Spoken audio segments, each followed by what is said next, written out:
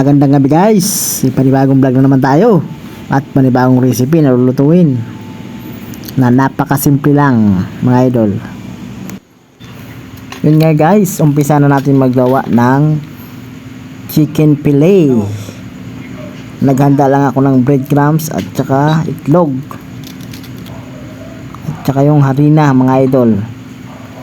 Ilalagay natin yung manok na binabad natin sa harina at aalog-alogin lang natin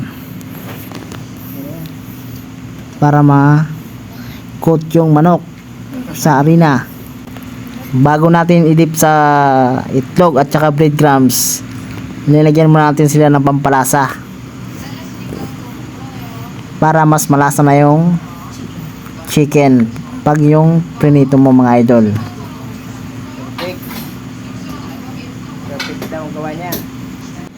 Pagkatapos natin i-dip, magantay lang muna tayo ng 15 minutes or 30 minutes para mas kumapit yung breadcrumbs sa manok.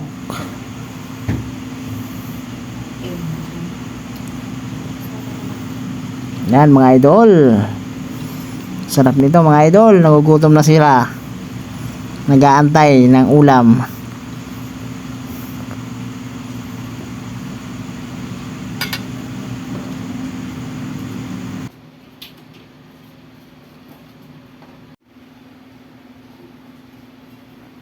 Yan po.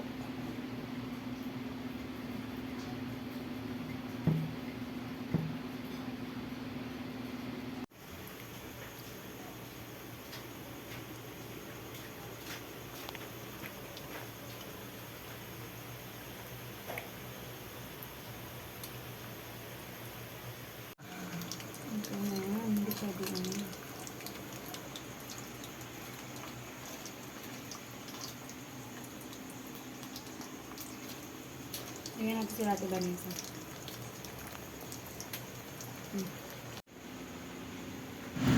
At dahil masarap yung nagawa nating chicken, papartneran natin to ng masarap na white sauce. Yun, umpisa natin gumawa ng white sauce.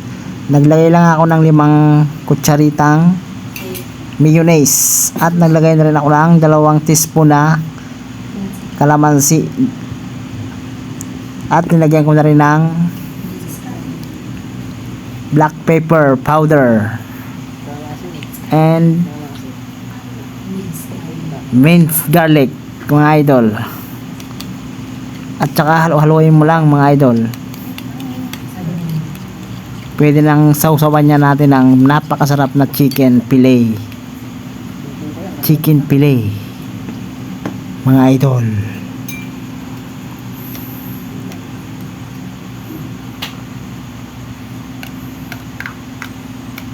Mukbangan na yan mga idol.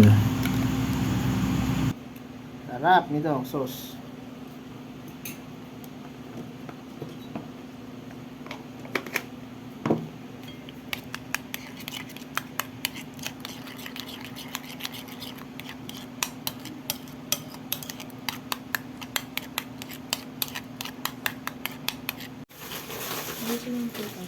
Pero pag may carpet ka, sa hig.